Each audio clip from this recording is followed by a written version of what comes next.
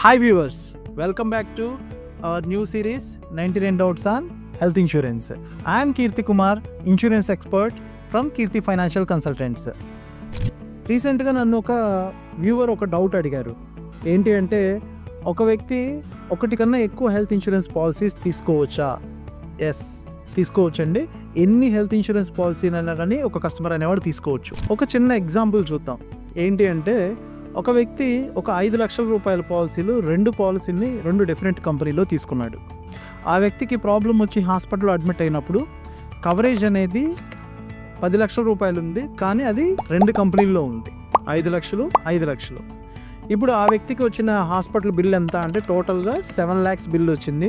మొదటగా ఏదైతే health insurance card వాళ్ళు హాస్పిటల్లో ఇస్తారో దాని నుంచి 5 లక్షల రూపాయలు డిడక్ట్ చేస్తారు. అండ్ రెండవ కార్డులో 2 లక్షల రూపాయలు డిడక్ట్ చేయడం జరుగుతుంది.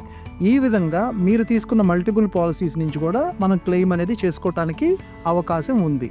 ఇలా మల్టిపుల్ పాలసీస్ తీసుకోవడం మనకి అవసరమా? కాదు.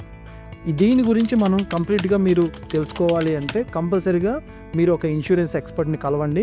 కలిసి మీ రిక్వైర్మెంట్ ఏంటి, మీకు పాలసీ కవరేజ్ ఎంతవరకు అవసరం ఉంది, ఎన్ని పాలసీలు తీసుకోవాలనే డీటెయిల్స్ మొత్తం కూడా ఆ ఇన్సూరెన్స్ ఎక్స్పర్ట్ నుంచి తెలుసుకోండి.